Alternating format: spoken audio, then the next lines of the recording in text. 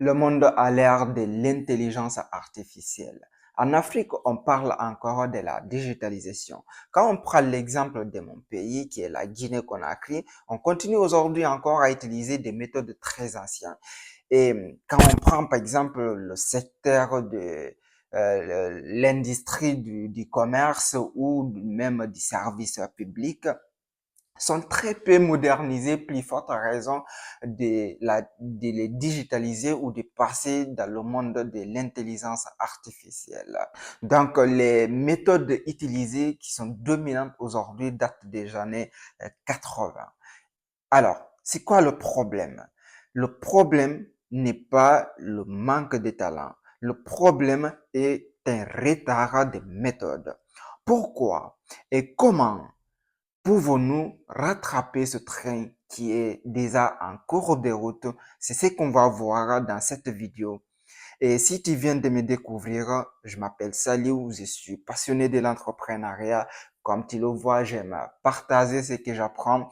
Pour moi, c'est une meilleure manière de me forger à apprendre encore plus. Donc, si tu aimes ce que je te partage, n'hésite pas à partager, liker et commenter. Ça me fera plaisir et surtout, ça m'encouragera encore de faire plus de vidéos de ce genre pour donner le maximum de moi-même. Alors, c'est parti pour la vidéo. Déjà, voyons, c'est quoi déjà le constat? Dans le monde, aujourd'hui, beaucoup d'entreprises utilisent l'intelligence artificielle afin de automatiser leurs services ou tâches répétitives, comme par exemple un service client, comme répondre à un mail, comme créer une vidéo, comme plein d'autres choses qui existent. Aujourd'hui, surtout, quand on parle du monde des agents IA, c'est encore plus poussé. C'est des agents où tu peux leur donner une tâche précise à un moment précis et qu'il va aller faire les tâches en fonction de ce que tu l'as paramétré, en fonction des outils encore qui se connectent entre elles. Donc, c'est très puissant. Et si on prend le gouvernement, par exemple, comme l'Europe, comme d'autres gouvernements quand même, qui continuent encore à déployer des modules, à déployer des services 100% ou voire 80% digitaux. Et si on prend même dans le secteur de l'agriculture, aujourd'hui, on voit des drones qui sont utilisés dans des champs afin de faire des analyses pour accroître leur récolte. Donc, en Afrique, forcément, on parle encore de la digitalisation du service public, par exemple, mais qui évolue très, très lentement.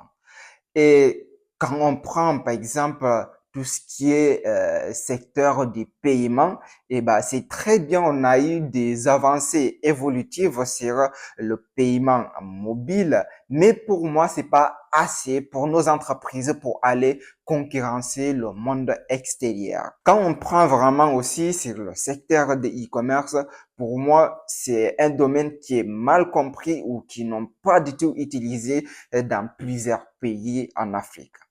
Donc, à travers ce retard, forcément, il y a des coûts. Il y a un prix à payer. Pour les citoyens déjà, on perd énormément de temps dans nos administrations à faire nos documents, donc les documents qui passent encore de main en main. Et si on prend pour les entreprises, donc il manque de productivité, une corruption facilitée par des process en place qui datent des années 80. Donc forcément, si on n'a pas cette notion d'évolution, de compétition, euh, on ne peut pas évoluer vraiment dans le monde tout simplement. Et surtout, il faut qu'on s'adapte à nos réalités déjà, ensuite aller proposer cette solution à l'autre monde. Donc forcément, dans ces pays où on n'arrive pas vraiment à adapter tout ça et comprendre comment ça fonctionne, et forcément, il y a un coût aussi sur le pays, c'est-à-dire les investisseurs étrangers qui partiront investir ailleurs, ou même nos jeunes talentueux qui vont aller chercher ce savoir ou bien chercher quand même où ils pourront explorer leur talent, peut-être ailleurs aussi. Donc, Ce qui fait qu'aujourd'hui même, beaucoup de nos jeunes prennent la route pour rejoindre l'Occident, pour aller ici ou par là. Mais bon, pourquoi ce retard persiste réellement? Pourquoi?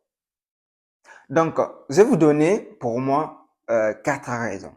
Donc, premièrement, c'est l'inertie des institutions. Donc, une administration qui continue encore à fonctionner avec des méthodes qui datent des années, comme prendre un document et le déposer dans une institution et surtout revenir 3, 4, 5 fois afin de voir où en est ce dossier, sans un réel euh, changement sur le niveau digital, par exemple, comme on le connaît aujourd'hui. Quand on veut vraiment évoluer, quand on veut changer, il y a une volonté politique qui doit être mise en place pour accompagner ce changement, pour améliorer les choses. Et forcément, il y a deuxièmement, c'est la peur du changement. C'est quelque chose qui arrive souvent, que ce soit pour l'administration, que ce soit pour les citoyens, que ce soit pour les entreprises. La peur du changement, c'est réel, vraiment. La plupart même des phrases, je dirais, répétitives que les gens répètent souvent, c'est qu'on a toujours fait comme ça. Et c'est dommage vraiment. C'est dommage quand j'entends cette phrase, on a toujours fait comme ça. Eh ben, si on a toujours fait comme ça, on va toujours continuer de faire comme ça, eh ben, on va jamais changer. Et pour aller de l'avant, il faut changer ce mindset. Il faut changer cet état d'esprit. On a toujours fait comme ça, bah, pourquoi on a toujours fait comme ça? Peut-être on pourrait faire autrement. Les autres là-bas, ils font comment? Peut-être on pourrait améliorer ce qu'ils font. Alors, arrêtez de vous dire à chaque fois qu'on a toujours fait comme ça. Troisièmement, c'est le manque d'infrastructures de base.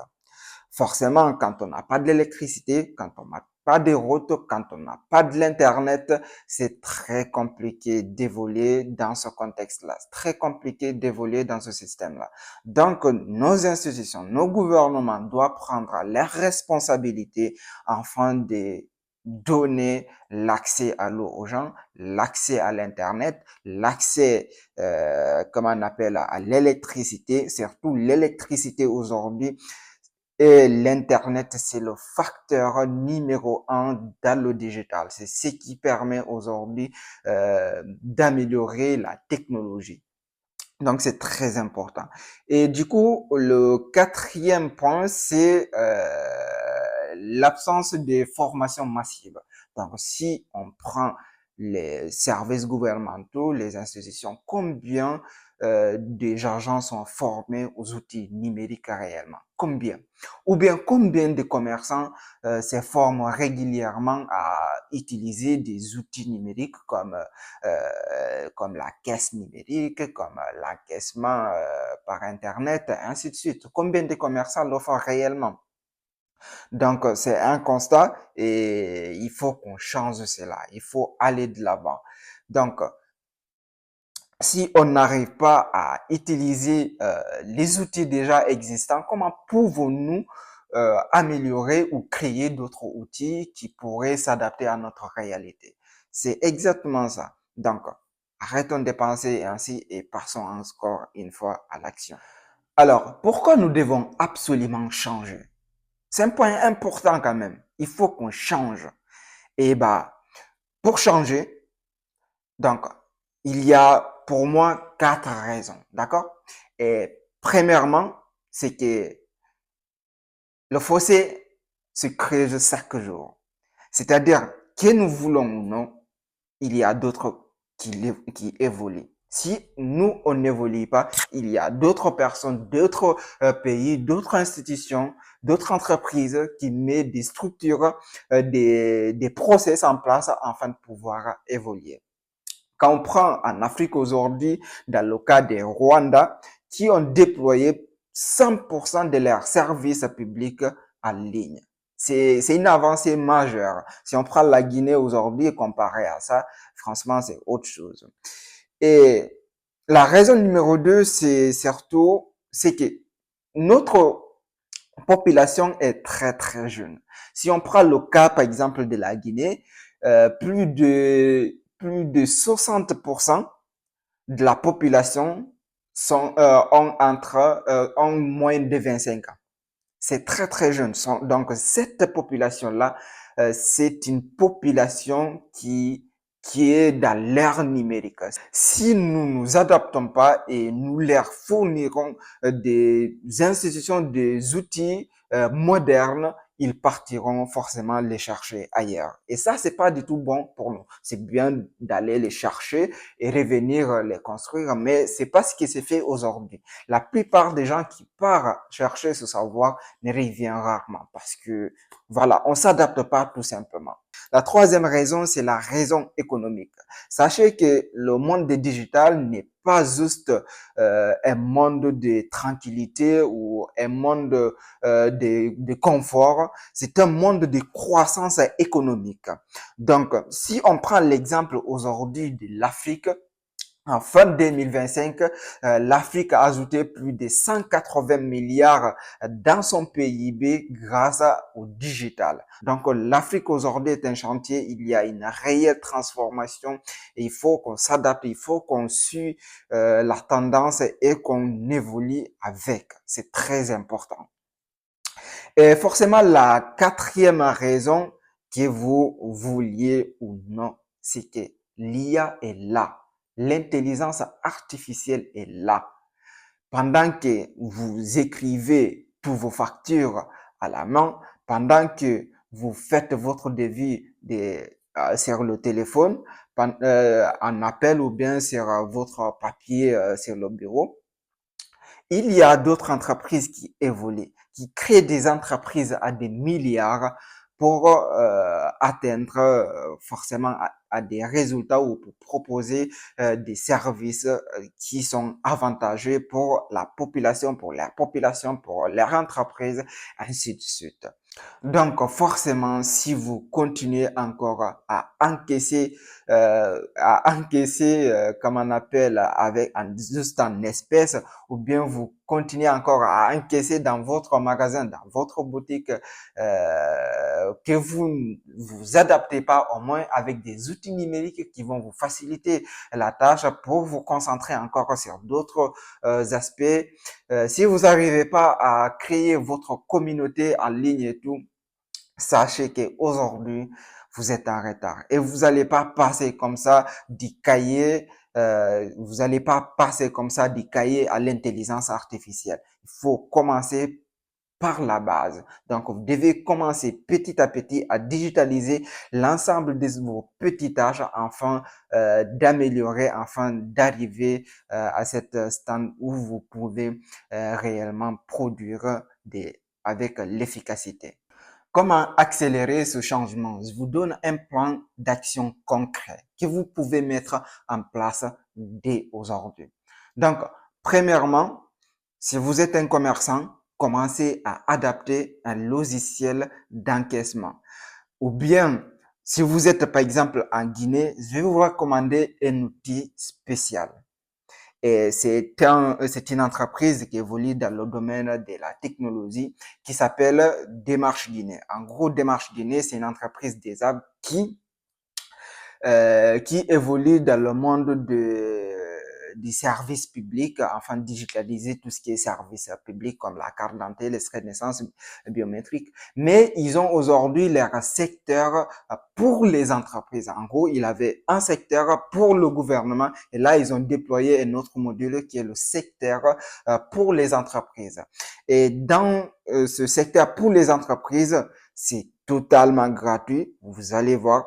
Ça vous permet de faire des devis gratuitement et illimité. Ça vous permet d'encaisser vos clients, que ce soit par espèce, que ce soit par Orange Money, que ce soit par carte bancaire.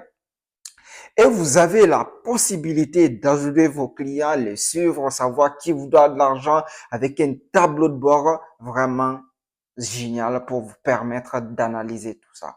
Et forcément, avoir tout ça en format PDF, des factures, les reçus, les devis où vous pouvez partager avec vos clients, c'est très efficace. Je vous suggère vraiment. Si vous êtes dans un magasin, moi je sais que, par exemple, j'ai changé avec mon frère comment il gérait son entreprise et tout dans un petit commerce. Ce que j'ai constaté, en gros, c'est une personne qui faisait un peu de vente en détail et en gros, c'est qu'il y a certaines personnes qui venaient acheter avec lui pour revendre et certaines de ces personnes-là, eh ben, ils payent pas entièrement. Ils enregistrent tout ça dans un bloc-notes, dans un cahier et tout. Forcément, le client demain, quand il revient, il faut rebarrer, rechercher le client. Ça prend énormément de temps et ce n'est pas du tout structuré. Forcément, il y a certains, tu sais plus qui te doit l'argent, combien il te doit, combien de personnes te doivent de l'argent. Et là, c'est le coup de génie avec vraiment Démarche Guinée Pro. C'est un secteur qui s'appelle vraiment Démarche Guinée Pro. Ça te permet de gérer tout ça en un clin d'œil et en un clic. Donc, c'est très efficace. Allez-y tester si vous êtes commerçant. Vous allez me remercier plus tard. Donc, ensuite, il faut adapter le paiement en ligne. C'est très important. Aujourd'hui, si vous voulez automatiser, vous êtes obligé de passer par le paiement en ligne. Donc, aujourd'hui, en Afrique, on a tout ce qui est paiement par mobile, on a les paiements par carte bancaire et c'est très facile à utiliser. Enfin, je dirais pas très facile parce qu'à chaque fois, ça demande un peu des codes, mais je suis sûr et certain que vous pouvez vous adapter et que vous pouvez y arriver. Donc, si il faut aussi forcément créer votre réseau en ligne. Si vous êtes commerçant, créez votre réseau en ligne. Et ce qui est compliqué avec ça, c'est que si vous vendez en ligne seulement, c'est et que vous n'avez pas de site internet, c'est un peu compliqué de créer votre réseau. Mais bon, c'est que j'ai constaté aujourd'hui, surtout en Guinée quand même, les gens fonctionnent avec le téléphone. Ouais, je trouve vite un produit. Je vais vous donner encore une petite pépite dans le e-commerce. Alors, si vous êtes dans le domaine de l'électroménager, que vous soyez fournisseur ou vendeur, je vous donne une pépite. Si je vous dis une pépite, c'est vraiment une pépite. Parce que, en gros, c'est une entreprise vraiment en Guinée spécialisée dans le e-commerce et dans le secteur, dans le domaine de l'électroménager. En gros, vous pouvez vendre vos produits gratuitement dans leur plateforme, gérer votre stock et surtout vous connecter avec vos fournisseurs. Comme ça, si vous avez votre réseau à vous, par exemple, vous avez juste à partager le lien de votre produit à votre client. Il commande. Il peut payer en ligne, soit par Orange Money, soit il peut payer à la livraison. Et vous pouvez aussi avoir un partenariat avec eux pour que l'entreprise elle-même gère tout ce qui est le service des logistiques. C'est très puissant ce que je vous dis là. C'est une pépite. Il faut que vous allez voir ça. En plus, même si aujourd'hui vous faites rien et que vous avez même pas de travail, vous pouvez utiliser les produits qu'ils disposent eux-mêmes pour les vendre. C'est très puissant ce que je vous dis. Je vous assure. Donc, ça s'appelle Sanigo Market. Si vous tapez sur Internet, tapez Sanigo Guinée, c'est plus référencé avec Sanigo Guinée. Donc, c'est une plateforme numérique qui rassemble acheteurs, vendeurs, fournisseurs, livreurs, point relais. C'est un service vraiment totalement indépendant. Ça vous facilite tellement la tâche parce que ce que j'ai constaté aujourd'hui, la plupart, surtout en Afrique de manière générale, hein, c'est que quand vous voulez vendre quelque chose en ligne, vous affichez votre numéro. Ouais, contactez. T'as plus de temps. Enfin, tu peux pas répondre à 1000 appels. Tu peux pas répondre à 100 000 appels. C'est impossible. Donc, si tu veux évoluer réellement, tu dois changer. Tu dois changer ta manière de travailler. Et du coup, cet outil Sanigo Market, la plateforme Sanigo Market Guinée, te permettra vraiment de passer d'une seule commande à 100 commandes par jour. C'est possible de le faire parce que tu n'es pas là à répondre à des appels à tout le monde. La personne voit ton produit, tu partages le lien de ton produit, il fait sa commande tout seul. Ça se fait automatiquement. Donc, vous devez absolument pas rater ça. C'est très important encore. Si vous êtes commerçant ou même si vous faites absolument rien de votre vie, c'est une meilleure manière de commencer un nouveau business. Donc, forcément, aujourd'hui, si vous gérez encore, si vous êtes dans la logistique ou bien vous êtes des grands vendeurs, des grands grossistes, par exemple, arrêtez de gérer tous vos stocks, même des petits vendeurs, arrêtez de gérer votre stock avec vos cahiers. Ce n'est plus à la mode, c'est même pas question de mode, c'est que ça vous gâche du temps et ça vous permet vraiment de comment je vais vous expliquer ça pour que vous compreniez réellement? Donc, adaptez des outils numériques qui vont vous permettre de faire ça. D'accord? C'est important. Donc, et forcément, si vous utilisez par exemple Sanigo Market, et ça, tout est intégré. Ça vous permet de gérer votre stock et savoir combien il vous en reste, combien vous devez commander, combien et qui, voilà. C'est très important. Et ensuite, si vous êtes entrepreneur, un simple entrepreneur, forcément, formez-vous aux outils digitaux. Formez-vous aux outils digitaux, c'est très important. Utilisez-le. Comme je vous le dis, comme Sanigo, utilisez ce type d'outils. Automatisez au moins vos tâches répétitives. Comme, je sais pas, euh, il y a plein de tâches répétitives que vous faites tous les jours, mais forcément, si vous les digitalisez pas, vous pouvez pas les automatiser. Par exemple, prenons un exemple d'un simple vendeur qui ne dispose pas, qui écrit encore les registres de ses ventes la registre de ses ventes en papier. Et forcément, celui-ci peut pas automatiser cette tâche-là. Donc, il ne peut pas automatiser non plus les factures, les devis. Il peut pas automatiser tout ça. Donc, pour ce faire, il faut que vous commencez à digitaliser petit à petit ce que vous faites. Donc, maintenant, je vais vous donner des actions. Ça, c'était des actions individuelles que je vous ai données. Maintenant, les actions collectives.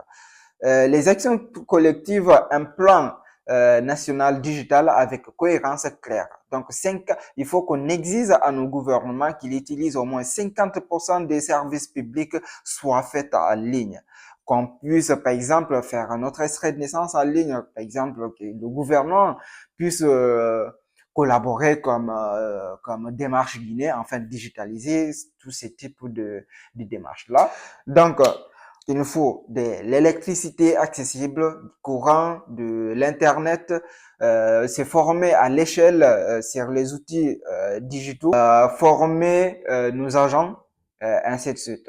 Donc, il nous faut aussi des partenariats stratégiques avec d'autres pays pour faire tout ce qui est transfert des savoirs, etc. Avec des géants de la tech aussi, c'est important. Nous ne devons pas oublier nos universités dans tout ce qui est domaine de recherche. C'est une meilleure manière de les former aussi, d'identifier des talents et surtout qu'ils fassent les choses qui s'adaptent à nous réellement. Donc, c'est tout pour cette vidéo. Vraiment, si vous avez aimé, n'hésitez pas. N'hésitez pas à faire pouce bleu et surtout partager pour faire découvrir à d'autres personnes. Allez, c'était Baldé.